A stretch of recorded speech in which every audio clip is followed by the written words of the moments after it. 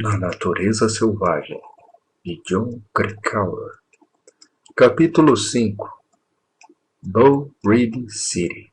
A besta primordial dominante era forte em Buck, e sob as violentas condições da vida na trilha, ele cresceu e cresceu.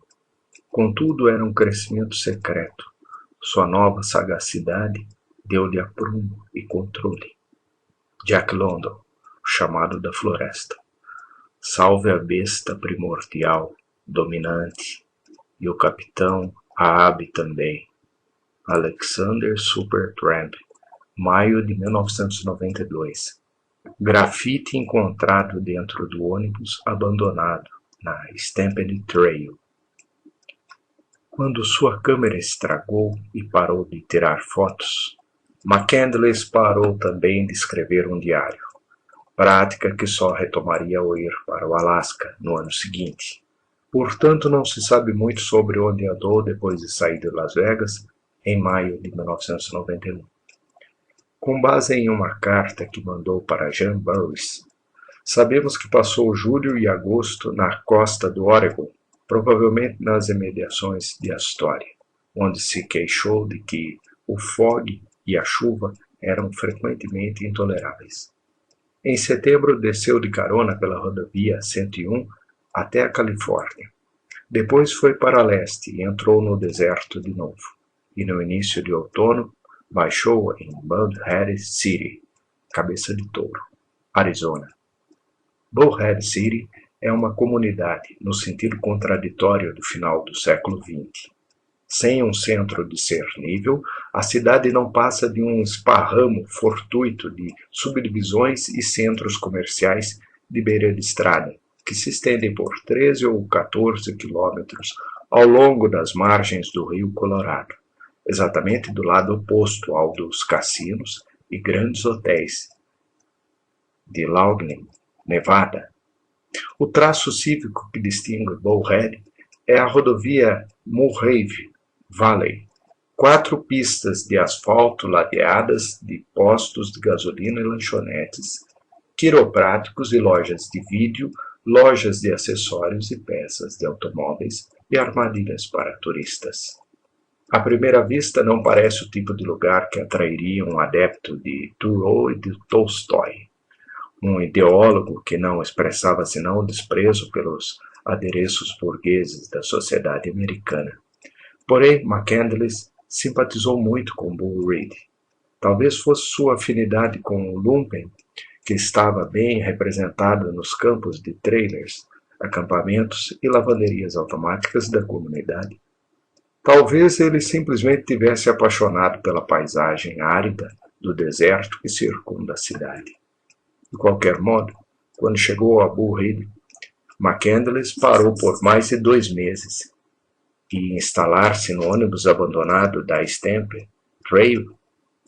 Em um cartão que mandou para Westenberg em outubro, diz de Bull Reed: é um bom lugar para passar o inverno, e eu talvez acabe me fixando e abandone minha vida de vagabundagem para sempre.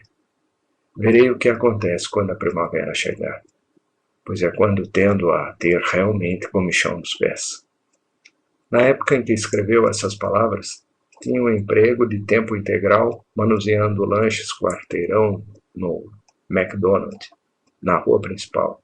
Ia para o trabalho de bicicleta. Aparentemente estava levando uma vida surpreendentemente convencional, a ponto de abrir uma conta de poupança no banco local. Curiosamente, quando se candidatou ao emprego do McDonald's, apresentou-se não como Alex, mas como Chris McCandless, e deu aos empregadores seu verdadeiro número da Previdência Social. Foi um rompimento atípico com seu disfarce que poderia ter alertado com facilidade seus pais sobre seu paradeiro. Mas o lapso não teve consequências porque o detetive particular contratado por Wall e Billy nunca descobriu o deslize. 2 anos depois de ter suado em cima da chapa em Bull Reed, seus colegas dos Arcos Dourados não lembram muito de Chris McCandless. Uma coisa que lembro é que tinha um problema com meias, diz o gerente assistente, um homem roliço e loquaz chamado George Drissel. Ele usava sempre sapatos sem meias. Simplesmente não suportava usar meias. Mas o McDonald's tem uma regra que diz que os empregados devem usar sempre calçados apropriados. Isso significa sapatos e meias. Chris obedecia a regra, mas assim que seu turno acabava, bang! A primeira coisa que fazia era arrancar as meias. Era a primeira coisa mesmo, como se fosse uma declaração para que a gente soubesse que não éramos donos dele, suponho. Mas era um garoto legal e um bom trabalhador, bem confiável. Lori Zarza, a segunda gerente assistente, tem uma impressão um pouco diferente de McCandless. Francamente, me surpreendia que ele chegasse a ser contratado. Ele era capaz de fazer o trabalho, cozinhava nos fundos, mas trabalhava sempre no mesmo ritmo lento, mesmo durante o rush do almoço. Por mais que você insistisse para ele andar mais depressa, os clientes faziam fila de 10 no balcão e ele não entendia por que eu pegava no seu pé. Simplesmente não fazia conexão. Era como se estivesse fora, em seu universo próprio. Mas era confiável. Um indivíduo que aparecia todos os dias, então eles não ousavam despedi-lo. Pagavam apenas 4,25 por hora e com todos os cassinos do outro lado do rio pagando 6,25, bem, era difícil manter gente atrás do balcão. Não acho que alguma vez tenha saído com os outros empregados depois do trabalho ou coisa assim. Quando conversava, falava sem parar sobre árvores, natureza e coisas esquisitas do tipo. Todos achávamos que ele tinha alguns parafusos a menos. Quando Chris, por fim, se demitiu, admite Zarza, foi provavelmente por minha causa. Quando começou a trabalhar, não tinha casa, vinha para o serviço cheirando mal. Não combina com os padrões do McDonald's, vinha cheirando do jeito que ele vinha. Assim, eles acabaram me pedindo para lhe dizer que precisava tomar banho mais frequentemente. Desde que falei isso, houve um choque entre nós. E aí os outros empregados estavam tentando apenas ser legais. Começaram a perguntar se ele precisava de sabonete, qualquer coisa. Isso deixou Chris bravo. Dava para ver. Mas nunca demonstrou isso abertamente. Umas 3 semanas depois, simplesmente saiu porta afora, largou o emprego.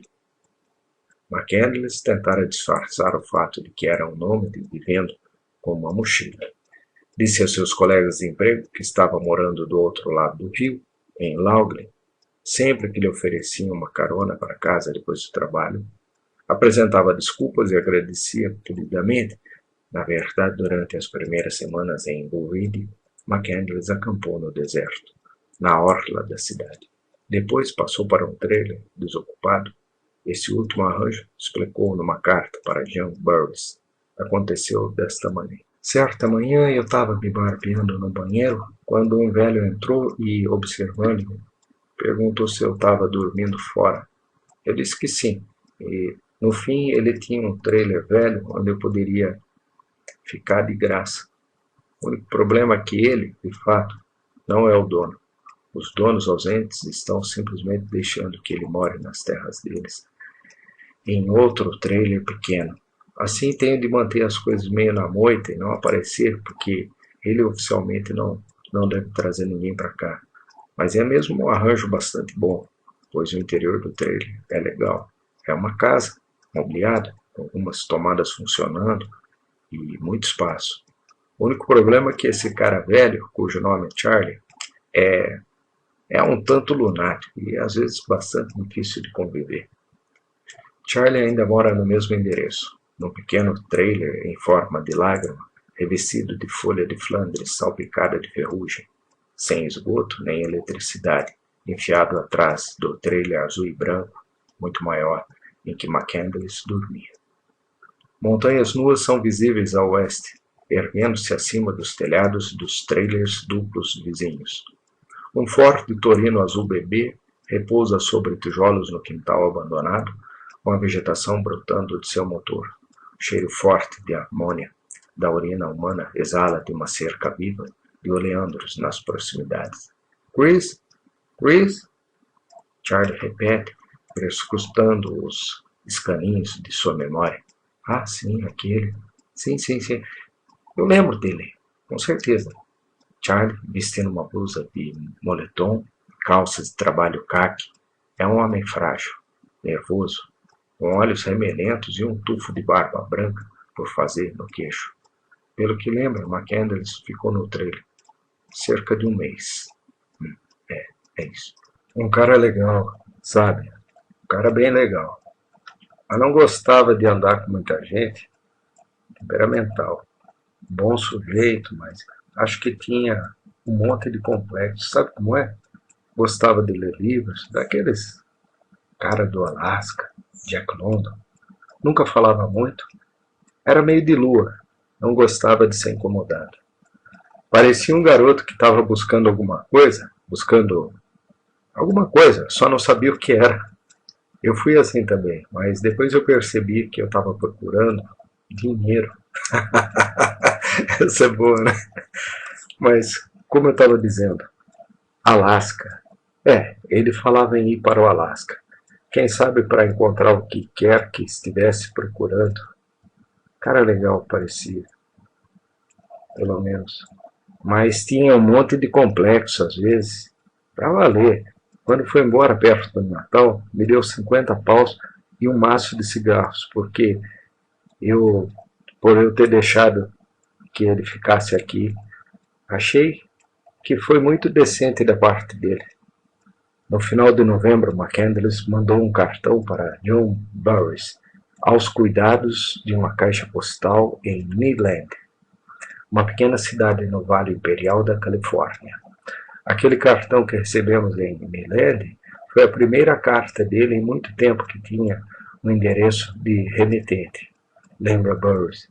Então eu respondi imediatamente e disse que iríamos visitá-lo no fim da semana seguinte em Bull Ride, que não ficava longe de onde estávamos. McCandless vibrou ao ler notícias de Jean.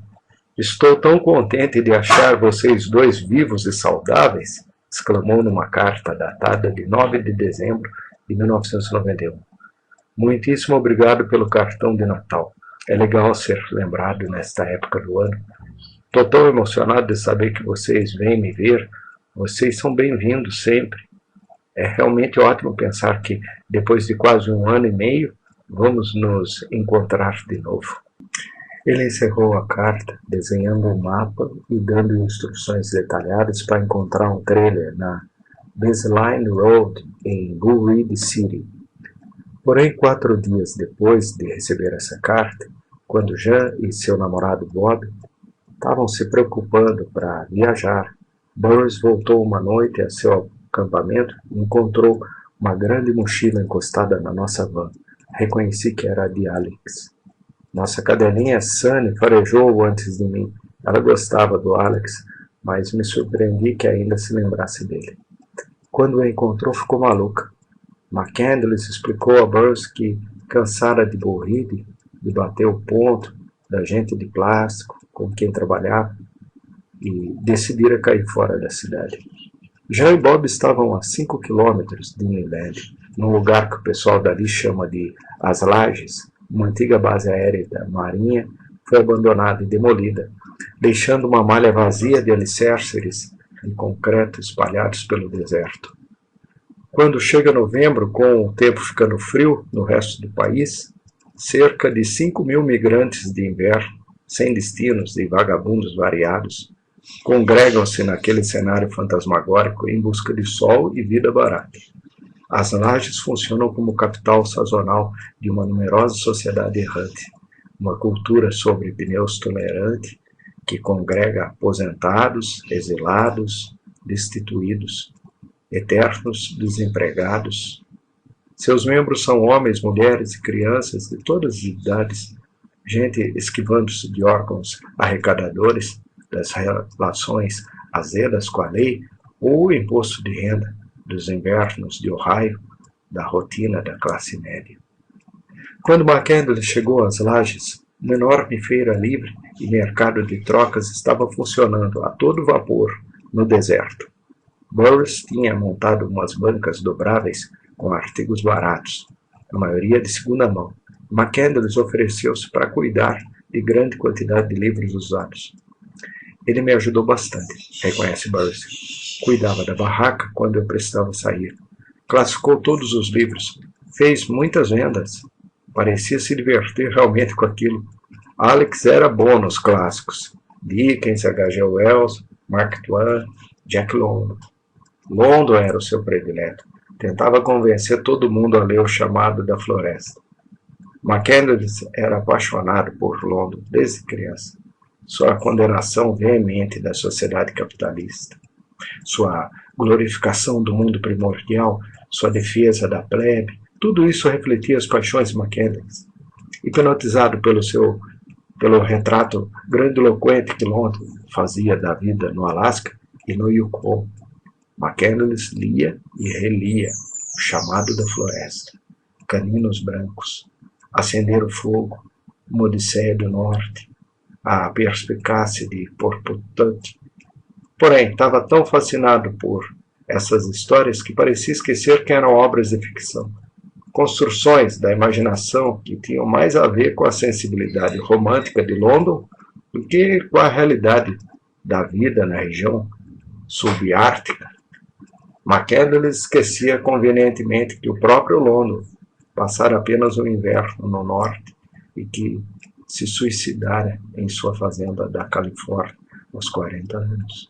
Bêbado, delirante, obeso e patético, levando uma vida sedentária que pouco tinha a ver com os ideais e as ideias que ele defendia no papel. Entre os moradores das lajes de Neeland estava uma garota de 17 anos, chamada Trace, que se apaixonou por McCandless durante sua estada de uma semana. Ela era uma coisinha querida, diz Burroughs, filha de um casal de vagabundo que estacionou seus 4 carros perto de nós. E a pobre Trace ficou irremediavelmente apaixonada pelo Alex. O tempo todo que ele teve em Neeland, ela ficou rodeando, lançando olhares derretidos, me enchendo para que eu o convencesse a passear com ela. Alex foi legal com a Trace, mas ela era menina demais para ele. Não conseguia levá-la a sério. Provavelmente a deixou de coração partido, durante pelo menos uma semana inteira. Embora McCandless rejeitasse os avanços de Trace, Burroughs deixa claro que ele não era nenhum recluso. Ele se divertia bastante quando estava com outras pessoas. Divertia-se mesmo. No mercado de trocas, conversava com as pessoas que chegavam. Deve ter conhecido umas 60 ou 70 pessoas em Neeland e era simpático com todas elas. De vez em quando precisava da solidão, mas não era um eremita. Fazia muitas relações sociais. Às vezes penso que era como se estivesse armazenando companhia para os momentos em que sabia que não haveria ninguém por perto. McCandless era especialmente atencioso com Burroughs, brincando com ela, fazendo palhaçadas a toda hora. Ele gostava de me provocar e de me atormentar, relembra ela. Eu só saía para pendurar roupas atrás do trailer e ele me enchia de prendedores de roupa. Era brincalhão como uma criança. Eu tinha filhotes de cachorro e ele estava sempre pondo os cachorrinhos embaixo da cesta de roupa para vê-los pular e ganir.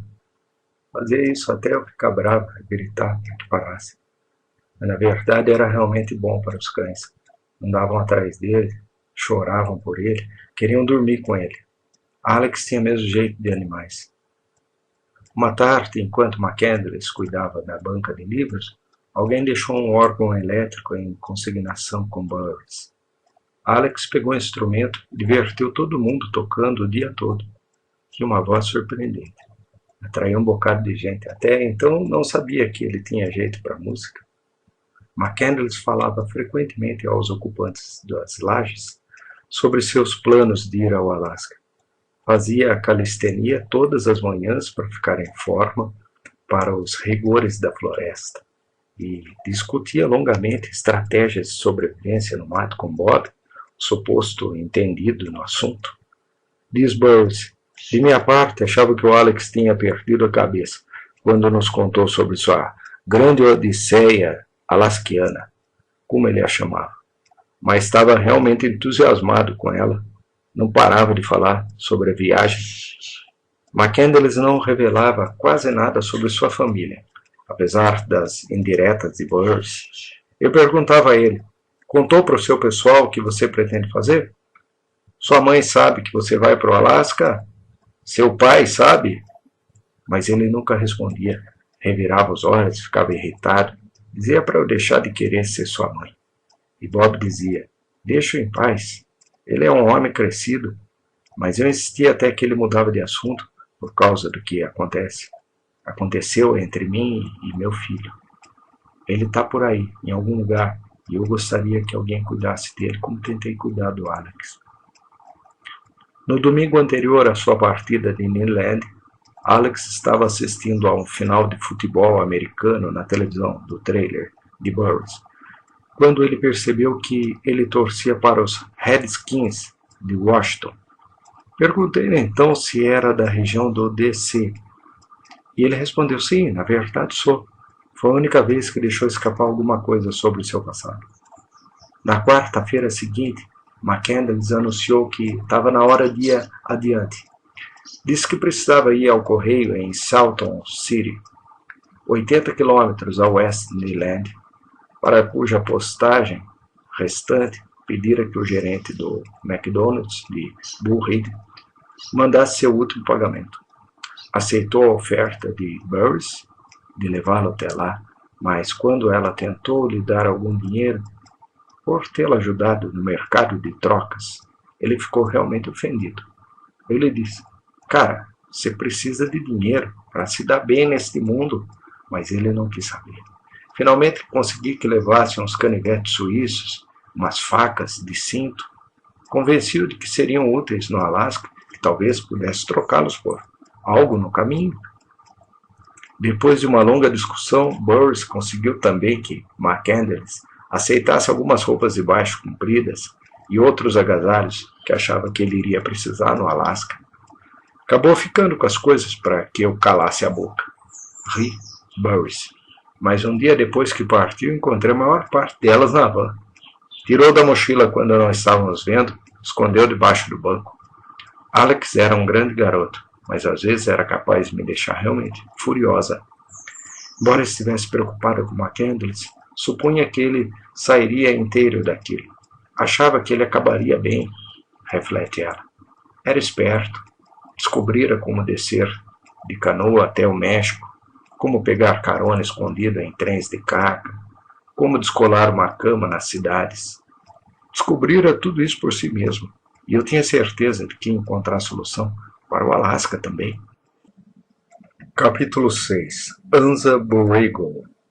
Nenhum homem jamais seguiu sua índole a ponto de esta extraviá-la. Embora o resultado fosse fraqueza física, ainda assim talvez ninguém pudesse dizer que as consequências eram lamentáveis, já que representariam a vida em conformidade com princípios mais elevados. Se o dia e a noite são de tal forma que vós os saudais com alegria, se a vida emite uma fragrância de flores e ervas aromáticas e se torna mais elástica, mais cintilante e mais imortal, eis aí o vosso êxito.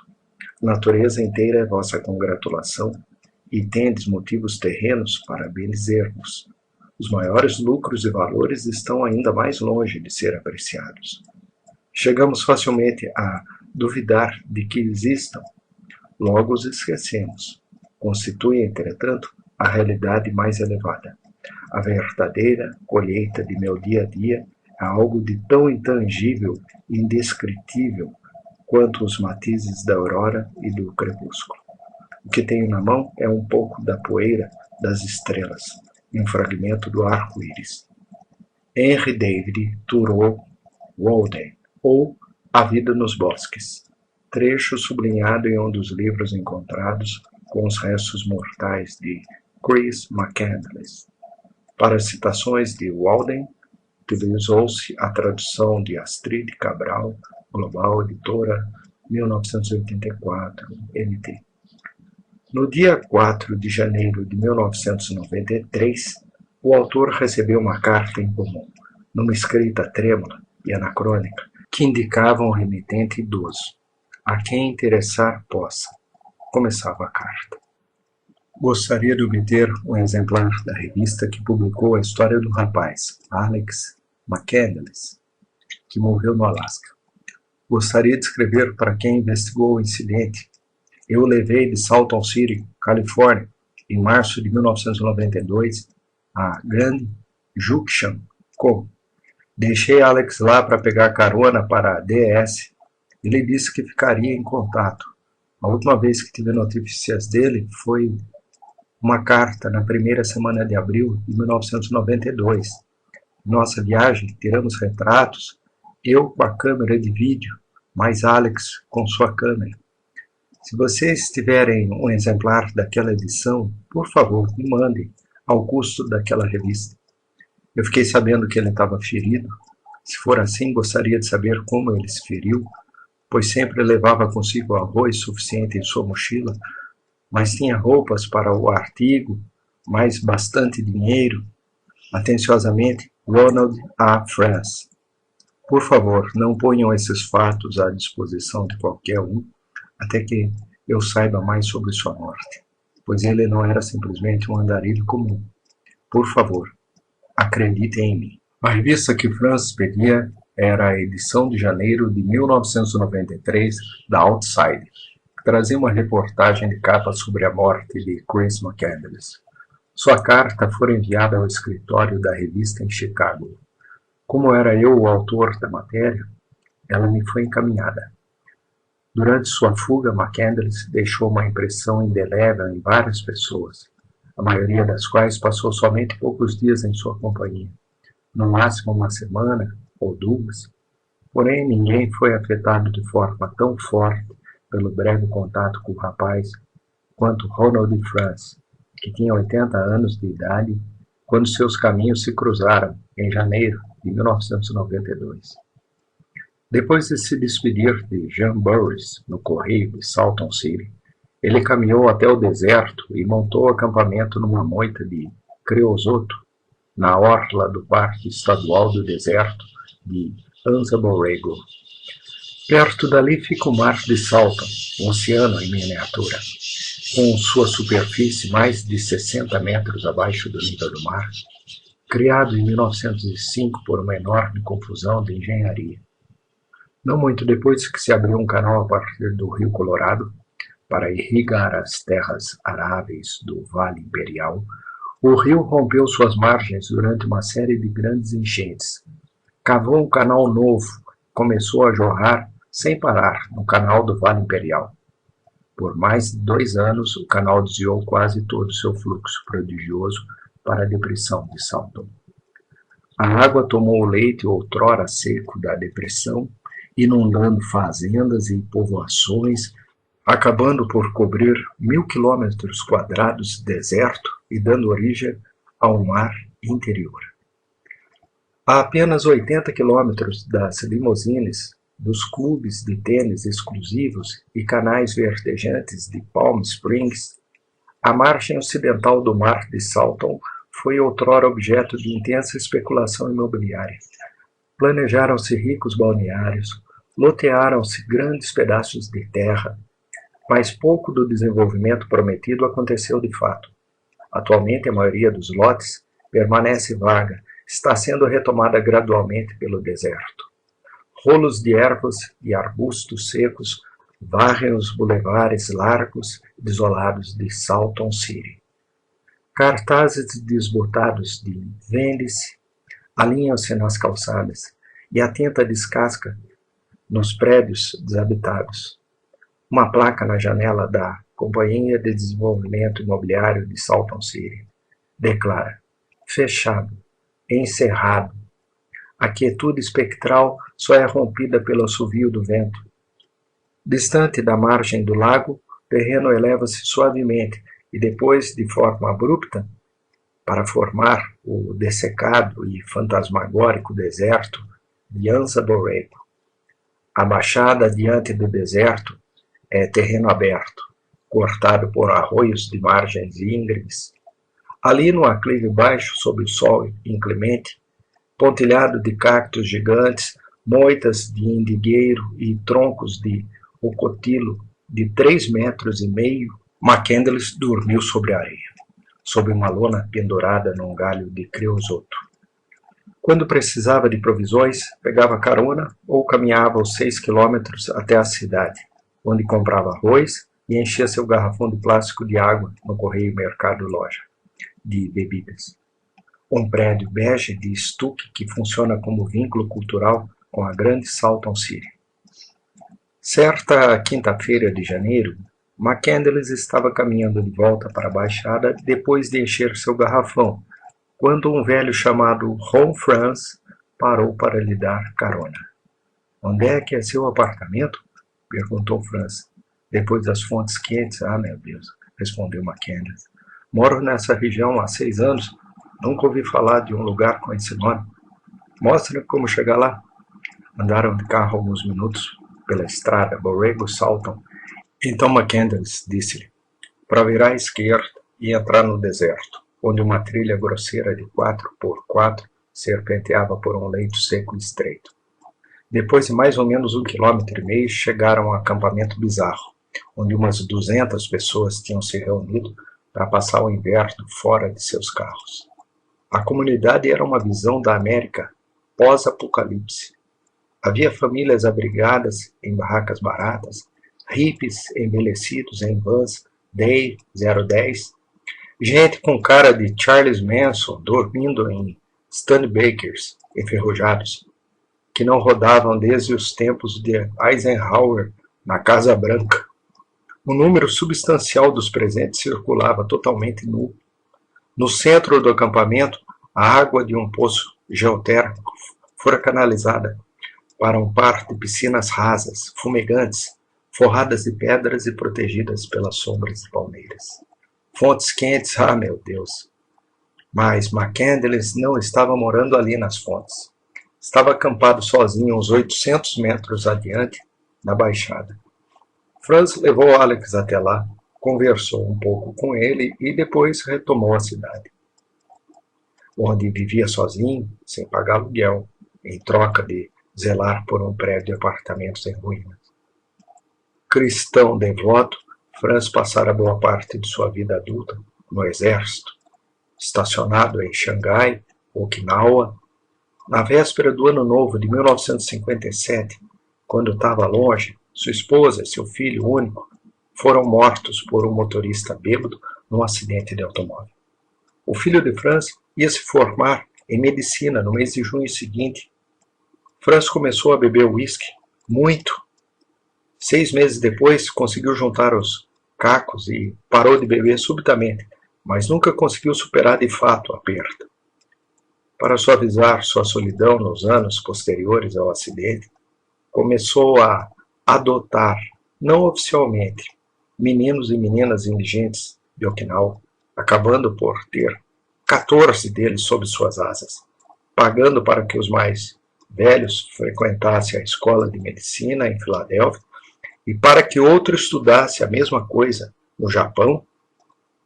Quando Franz encontrou McCandless, seus impulsos paternais, há muito adormecidos, despertaram novamente. Não podia tirar o rapaz da cabeça. Ele dissera que seu nome era Alex, evitara dar sobrenome e que vinha da Virgínia Ocidental. Era polido, simpático, bem tratado. Parecia extremamente inteligente, afirma Franz, com um sotaque exótico que parece uma mistura de fala arrastada, escocesa da Carolina e holandês da Pensilvânia. Achei que era um garoto fino demais para estar morando naquelas fontes quentes com aqueles nudistas, bêbados e maconheiros. Depois de ir à igreja no domingo, Franz decidiu conversar com Alex sobre como ele estava vivendo. Alguém precisava convencê-lo a adquirir instrução e um emprego e fazer algo da sua vida. Contudo, quando voltou ao acampamento de McCandless e começou sua arenga sobre autoaperfeiçoamento, Alex interrompeu abruptamente. Olha, Sr. Franz, não precisa se preocupar comigo. Tenho instrução superior. Não sou miserável. Estou vivendo assim por opção. Depois, apesar de sua reação arisca inicial, o rapaz ficou mais cordial com o veterano e os dois travaram uma longa conversa. Antes de o dia terminar, tinham ido a Palm Springs no carro de Franz, jantado num bom restaurante e andado no bonde que leva ao topo do Pico São Jacinto, em cuja base McCandless parou para desenterrar um poncho mexicano e outras coisas que tinha escondido por segurança um ano antes. Nas semanas seguintes, McCandless e Franz passaram bastante tempo juntos. O rapaz ia regularmente a Salton City para lavar sua roupa e comer bifes grelhados no apartamento de Franz. Confidenciou que estava dando um tempo até a primavera, quando pretendia ir ao Alasca iniciar uma aventura definitiva. Ele também virou à mesa e começou a dar sermões ao vovô sobre as imperfeições de sua existência sedentária, instigando o velho de 80 anos a vender a maioria de suas coisas, sair do apartamento e viver na estrada. Franz não se perturbava com essas arengas e, na verdade, se deliciava com a companhia do garoto. Consumado artesão de couro, Franz ensinou a Alex os segredos de sua arte. Para seu primeiro projeto, McCandless produziu um cinto de couro gravado a ferro quente com imagens que registravam com engenhosidade suas andanças. Na ponta do cinto está escrito Alex, depois as iniciais CJM, de Christopher Johnson McCandless. Enquadra uma caveira com ossos cruzados. Ao longo da tira de couro de vaca, vê-se a representação de uma estrada de pista dupla, um sinal de retorno proibido, uma tempestade que produz uma enchente que engolfa um carro, um polegar de um caroneiro, uma águia, a Sierra Nevada, um salmão saltando no Pacífico, a rodovia da costa do Pacífico de Oregon e Washington, as montanhas rochosas, campos de trigo de Montana, uma cascavel da Dakota do Sul, a casa de Westenberg em Cartago, o Rio Colorado, um vendaval no Golfo da Califórnia, uma canoa abicada ao lado de uma barraca, Las Vegas, as iniciais TCD, Morro Bay, Astoria, e na ponta da fivela finalmente a letra N, representando supostamente o norte. Feito com habilidade e criatividade notáveis, esse cinto é tão espantoso quanto qualquer artefato que Chris McCandless deixou para trás. Franz gostava cada vez mais de McCandless. Meu Deus, como ele era inteligente! Velhote granja com voz quase inaudível. Quando diz isso, dirige o olhar para a areia no chão, entre seus pés. Então, para de falar. Inclina-se com dificuldade e sacode uma poeira imaginária da perna, das calças. Suas juntas de ancião estalam alto no silêncio constrangedor. Mais de um minuto se passa até que Franz fale de novo. Olhando com os olhos semicerrados o céu, começa a lembrar mais sobre o tempo que passou na companhia do rapaz. Não era raro em suas visitas que a face de McCandless ficasse rubra, de raiva, enquanto vituperava contra seus pais, contra os políticos, ou a idiota endêmica do modo de vida dominante americano. Preocupado em não afastar o menino, Franz pouco falava nesses rompantes, deixava despejar a arenga. Certo dia, no início de fevereiro, McCandless anunciou que ia embora para San Diego, a fim de ganhar mais dinheiro para sua viagem ao Alasca. Você não precisa ir a San Diego, protestou Franz. E lhe darei dinheiro se precisar de algum. Não, você não entendeu. Eu vou para San Diego. Estou partindo segunda-feira. Ok, eu levo você.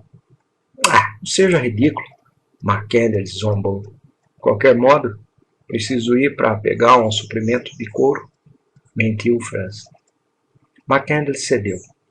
Desmontou o acampamento, guardou a maior parte de suas coisas no apartamento de Franz. Não queria andar carregando o saco de dormir ou a mochila pela cidade. Depois foi com o velho para a costa. Estava chovendo quando Franz deixou McCandless no cais de San Diego. Foi uma coisa muito difícil para eu fazer, disse Franz. Eu estava triste de deixá-lo. A 19 de fevereiro, McCandless telefonou a cobrar para Franz, desejando-lhe feliz 81 Aniversário. O 81º aniversário. Lembrar a data porque seu próprio aniversário fora 7 dias antes. Completara 24 anos no dia 12 de fevereiro. Nesse telefonema confessou também a Franz que estava tendo dificuldades para arranjar emprego. A 28 de fevereiro, mandou um postal para John Boris. Olá, diz ele. Tenho vivido nas ruas de San Diego desde a última semana. No primeiro dia que cheguei aqui, choveu como o diabo. As missões aqui enchem o saco. Estão me doutrinando até a morte. Não tem muita coisa acontecendo em termos de emprego, então vou para o norte amanhã. Decidi partir para o Alasca, não depois de 1º de maio, mas preciso levantar um pouco de grana para me equipar. Talvez volte a trabalhar para um amigo que tem em Dakota do Sul, se tiver lugar para mim. Não sei para onde vou agora, mas escreverei quando chegar lá. Espero que esteja tudo bem com vocês. Cuide-se, Alex. A 5 de março, McCandless mandou outro cartão para Burris e um postal para Franz também. A carta para Burris diz: Saudações de Seattle. Agora sou um vagabundo dos trilhos. É isso aí, agora estou andando de trem. Como é divertido, queria ter aprendido a pular em trens mais cedo, mas os trilhos têm alguns inconvenientes. Primeiro, você fica absolutamente imundo. Segundo, você precisa se virar com aqueles guardas malucos. Eu estava sentado numa boa pedida em Los Angeles, quando o Meganha me achou com sua lanterna por volta das 10 da noite. Cai fora daí, antes que eu mate você, gritou ele. Saí e vi que estava empunhando um revólver. Interrogou-me de arma apontada, depois rosnou. Se eu vir você aqui de novo, de volta, nesse trem, eu mato você. Cai fora! Que lunático! Eu ri por último, quando peguei o mesmo trem 5 minutos depois e fui até Oakland. Ficarei em contato. Alex. Uma semana depois o telefone de Franz tocou. Era a telefonista perguntando se eu aceitaria uma ligação a cobrar de alguém chamado Alex. Quando ouvi sua voz, foi como o sol depois de um mês de chuva. Você pode me apanhar? Perguntou McCandless. Sim, em que lugar de Seattle você está? McCandless riu. Não estou em Seattle. Estou na Califórnia, numa estrada perto de você, em Coachella. Sem conseguir trabalho no noroeste chuvoso, ele pegara vários trens de carga para voltar ao deserto. Em Colton, Califórnia, foi descoberto por outro Meganha e jogado na prisão. Depois de solto, pegara carona até Coachella, perto de Palm Springs, e telefonara para Franz. Assim que largou o telefone, Franz saiu correndo para pegar McCandless. Fomos a um Sizzler, onde o empanturrei de filé e lagosta, depois voltamos para Salton City.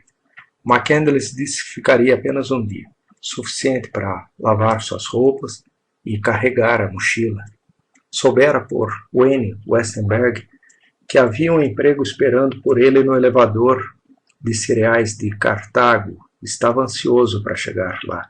A data era 11 de março, uma quarta-feira, e Franz ofereceu-se para levar McCandless até Grand Junction, Colorado, que era o mais longe que podia ir para não perder um compromisso em Salton City na segunda-feira seguinte. Para surpresa e alívio de Franz, McCandless aceitou a oferta sem discutir. Antes de partir, Franz deu ao rapaz um manchete, uma parca ártica, uma vara de pesca desmontável e alguns outros equipamentos para sua aventura no Alasca. Na madrugada da quinta-feira, saíram de Salton City. Em Bull Reed City, pararam para fechar a conta bancária de McCandless e visitar o trailer de Charlie, onde o rapaz tinha guardado alguns livros e outros pertences, inclusive o diário-álbum de fotos de sua viagem de canoa descendo o Colorado. McCandless insistiu, então, em oferecer um almoço a Franz no Golden Nugget Cassino, do outro lado do rio, em Laughlin. Reconhecendo uma garçonete do lugar, foi efusiva. Alex, Alex, você voltou? Franz comprara uma câmera de vídeo antes da viagem e parava de vez em quando durante a viagem para filmar a paisagem. Embora McCandless se escondesse quase sempre que Franz lhe apontava as lentes, existem algumas cenas dele de pé sobre a neve, acima do Bryce Canyon. Ok, vamos embora. Ele protesta para a Concorde depois de alguns segundos. Tem muita estrada pela frente, Ron. De jeans e suéter de lã, McCandless parece bronzeado, forte, saudável. Franz conta que foi uma viagem agradável, embora apressada. Às vezes, dirigíamos horas sem dizer uma palavra. Mesmo quando ele estava dormindo, eu estava contente só de saber que ele estava ali. A certa altura, Franz ousou fazer um pedido especial para McCandless. Ele explica. Minha mãe era filha única, meu pai também, e eu fui o único filho deles. Agora que meu menino está morto, sou o fim da linha. Quando eu me for, minha família vai acabar para sempre. Então pedi a Alex se eu podia adotá-lo, se ele seria meu neto. McCandless, pouco à vontade com o pedido, esquivou-se. Falaremos disso quando eu voltar do Alasca, Ron. A 14 de março, Franz deixou McCandless no acostamento da Interestadual 70, perto do Grand Junction, e voltou para o sul da Califórnia. McCandless estava entusiasmado por estar a caminho do norte e aliviado também, aliviado por ter novamente escapado da ameaça iminente de intimidade humana, de amizade e toda a complicada carga emocional que vem com isso. Ele fugira dos limites claustrofóbicos de sua família. Tivera sucesso em manter John Burroughs e Wayne Westenberg a certa distância, afastando-se de suas vidas antes que esperasse alguma coisa dele.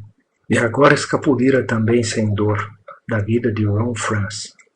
Sem dor na perspectiva de McCandless, mas não na do velhote. Só podemos especular sobre os motivos de Franz ter se ligado tanto a McCandless tão depressa, mas a afeição que sentia era genuína, intensa e pura.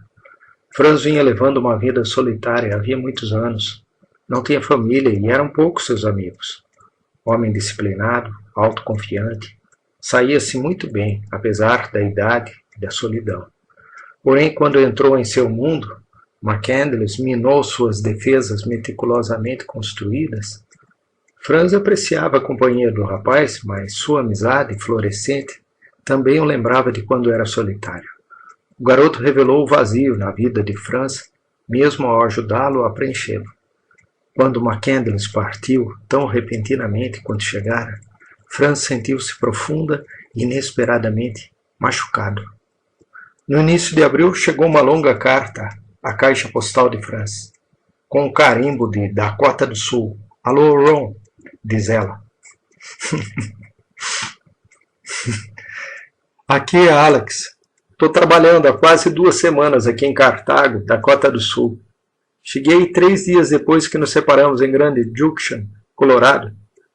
Espero que tenha voltado para Salton City sem muitos problemas. Gosto de trabalhar aqui e as coisas vão bem. O tempo não está muito ruim e muitos dias são surpreendentemente amenos. Alguns dos agricultores já estão até indo para os campos. Deve estar ficando bem quente aí no sul da Califórnia agora. Fico imaginando se você teve a oportunidade de sair e ver se muita gente apareceu para a reunião do Arco-Íris de 20 de março, lá nas Fontes Quentes. Parece que ia ser muito divertida, mas não acho que você entenda muito bem aquele tipo de gente. Não ficarei em Dakota do Sul muito mais tempo. Meu amigo Wayne quer que eu fique trabalhando no elevador de cereais durante maio e depois vá ajudá-lo nas máquinas, o verão inteiro. Mas minha alma está totalmente voltada para minha odisseia alasquiana e quero estar a caminho até 15 de abril. Isso significa que estarei partindo daqui em breve. Assim, preciso que você mande qualquer correspondência que possa ter chegado para mim para o endereço listado abaixo. Ron, eu realmente gostei de toda a ajuda que você me deu e do tempo que passamos juntos. Espero que não fique muito deprimido com nossa separação. Pode levar um bom tempo até que a gente se veja de novo, mas desde que eu saia inteiro desse negócio do Alasca, você terá notícias minhas no futuro. Gostaria de repetir o conselho que lhe dei antes. Acho que você deveria realmente promover uma mudança radical em seu estilo de vida e começar a fazer corajosamente coisas em que talvez nunca tenha pensado. Ou que fosse hesitante demais para tentar. Tanta gente vive em circunstâncias infelizes e, contudo, não toma a iniciativa de mudar sua situação porque está condicionada a uma vida de segurança, conformismo e conservadorismo. Tudo isso que parece dar paz ao espírito. Mas a realidade nada é mais maléfico para o espírito aventureiro do homem que um futuro seguro. A coisa mais essencial do espírito vivo de um homem é sua paixão pela aventura. A alegria da vida vem de nossos encontros com novas experiências e, portanto, não há alegria maior que ter um horizonte sempre cambiante, cada dia com um novo e diferente sol. Se você quer mais de sua vida, Ron, deve abandonar sua tendência à segurança monótona e adotar um estilo de vida confuso que, de início, vai parecer maluco para você. Mas depois de se acostumar a tal vida, verá seu sentido pleno, sua beleza incrível. Em resumo, Ron, saia de Seattle City, caia na estrada. Garanto que ficará muito contente em fazer isso. Mas sempre que você ignore meu conselho. Você acha que eu sou teimoso, mas você é ainda mais teimoso do que eu. Você tinha uma chance maravilhosa quando voltou da visita a uma das maiores vistas da Terra, o Grand Canyon, algo que todo americano deveria apreciar pelo menos uma vez na vida. Mas por alguma razão incompreensível para mim, você só queria voltar correndo para casa, direto para a mesma situação que vê dia após dia, após dia. Temo que você seguirá essa mesma tendência no futuro e assim deixará de descobrir todas as coisas maravilhosas de Deus e que Deus colocou em torno de nós para descobrir. Não se acomoda, nem fique sentado em um único lugar. Mova-se, seu nômade. Faça de cada dia um novo horizonte. Você ainda vai viver muito tempo, Ron. Será uma vergonha se não aproveitar a oportunidade para revolucionar sua vida e entrar num reino inteiramente novo de experiências. Você está errado se acha que a alegria emana somente, ou principalmente, das relações humanas. Deus a distribuiu em toda a nossa volta. Está em tudo, em qualquer coisa que possamos experimentar. Só temos de ter a coragem de dar as costas para o nosso estilo de vida habitual e nos comprometer com um modo de viver não convencional. O que eu quero dizer é que você não precisa de mim ou de qualquer outra pessoa em volta para pôr esse novo tipo de luz em sua vida. Ele está simplesmente esperando que você o pegue e tudo que tem a fazer é estender os braços. A única pessoa com quem você está lutando é você mesmo e sua teimosia em não entrar em novas situações. Ron, eu espero realmente que, assim que puder, você saia de Salton City. Ponha um pequeno trailer na traseira de sua picape, comece a ver algumas das grandes obras que Deus fez aqui no oeste americano. Você verá coisas, conhecerá pessoas e há muito a aprender com elas. Deve fazer isso no estilo econômico, sem motéis, cozinhando sua comida como regra geral, gastando menos que puder, vai gostar imensamente disso. Espero que na próxima vez que eu encontrar, você seja um homem novo, com uma grande quantidade de novas aventuras e experiências na bagagem. Não hesite nem se permite dar desculpas. Simplesmente saia. E faça isso. Simplesmente saia. E faça isso. Você ficará muito, muito contente. Contente por ter feito. Cuide-se, Ron. Alex, por favor, escreva para Alex McCandless Madison, SO 57042. Espantosamente, o velhote de 81 anos levou a sério o conselho atrevido do vagabundo de 24 anos. Franz guardou sua mobília, a maioria de seus pertences num armazém. Comprou uma Duravan GMC, equipou-a de beliches e apetrechos de camping, saiu então de seu apartamento e montou acampamento na Baixada. Franz ocupou o antigo local de McCandless, logo adiante das fontes quentes. Arranjou umas pedras para criar uma área de estacionamento para a van, transplantou opúncias e indigueiros para ajardinar e depois se sentou no deserto, dia após dia, esperando a volta de seu jovem amigo. Ronald Franz, esse não é seu nome verdadeiro, seu apelido dele um pseudônimo. Tem uma aparência notavelmente robusta para um homem em sua 9ª década que sobreviveu a 2 ataques cardíacos. Com 1,80 m de altura, braços grossos e peito de ferro, ele mantém-se ereto com os ombros erguidos. Suas orelhas são grandes, desproporcionais ao resto de suas feições, assim como suas mãos, nodosas e carnudas. Quando entro em seu acampamento, no deserto, e me apresento, ele está vestindo jeans velho e uma camiseta branca imaculada, um cinto decorativo gravado a ferro de sua própria fabricação, meias brancas e mocassins pretos, desgastados. Sua idade só é traída pelas rugas na testa e por um nariz orgulhoso e bexiguento, sobre o qual filigranas de veias púrpuras se espalhavam como uma tatuagem finamente executada. Um pouco mais de um ano depois da morte de McCandless, ele vê o mundo através de olhos azuis abatidos. Para afastar as suspeitas de Franz, mostro-lhe uma porção de fotografias que terei numa viagem ao Alasca no verão anterior, durante a qual refiz a jornada terminal de McCandless na Stampede Trail. As primeiras imagens da pilha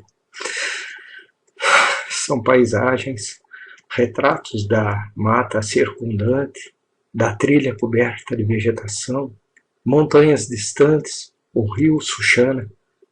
Franz estuda-as em silêncio, assentindo ocasionalmente quando explico o que representam.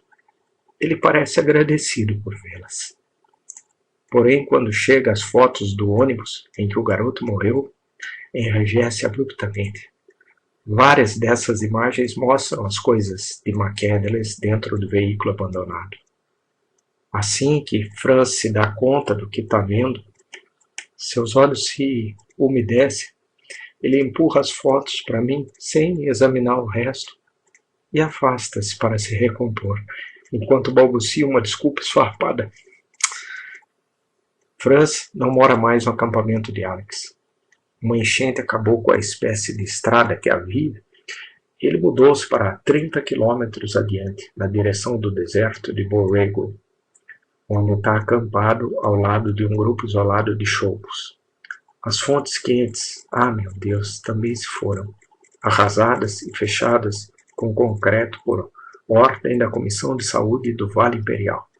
As autoridades do condado dizem que eliminaram as fontes preocupadas em que os banhistas pudessem ficar gravemente doentes por causa dos virulentos micróbios que se acredita floresçam em lagoas térmicas. Isso com certeza pode ser verdade, diz o balconista da loja de Salton City, mas a maioria das pessoas acha que eles passaram as máquinas porque as fontes estavam atraindo muitos hippies, vagabundos e ralé desse tipo. Uma boa limpeza, se quer saber. Depois que disse adeus a McCandless, Franz permaneceu no acampamento por mais de 8 meses, esquadrinhando a estrada para ver a aproximação do jovem com uma mochila grande, esperando pacientemente pela volta de Alex. Durante a última semana de 1992, um dia depois do Natal, pegou 2 caroneiros quando voltava de Salton City, onde fora verificar sua correspondência. Um cara era do Mississippi, acho. O outro era um americano nativo. Franz lembra. A caminho das fontes quentes, comecei a falar de meu amigo Alex, da aventura que ele decidira viver no Alasca. De repente, o jovem indígena interrompeu. Seu nome era Alex McCandless? Sim, isso mesmo. Então vocês encontraram com ele? Odeio ter que contar isso, meu senhor. mas seu amigo está morto. Congelou até a morte na tundra. Acabei de ler na revista Outside. Chocado, Franz interrogou o caroneiro minuciosamente. Os detalhes soavam verdadeiros. Sua história fazia sentido. Algo dera horrivelmente errado. McCandless jamais voltaria. Quando Alex partiu para o Alasca, relembra Franz, eu rezei. Pedi a Deus que ficasse de olho nele. Disse-lhe que aquele garoto era especial, mas ele deixou Alex morrer. Então, no dia 26 de dezembro, quando fiquei sabendo do que aconteceu, renunciei ao Senhor. Abandonei minha igreja e tornei-me ateu. Decidi que não podia acreditar num Deus que deixava uma coisa tão horrível acontecer a um menino como Alex. Depois que deixei os caroneiros, continua Franz, dei meia volta na van, voltei à loja, comprei uma garrafa de uísque. Então eu fui para o deserto e bebi tudo. Não estava mais acostumado a beber. Passei mal. Esperava que me matasse, mas não. Só me deixou muito mal.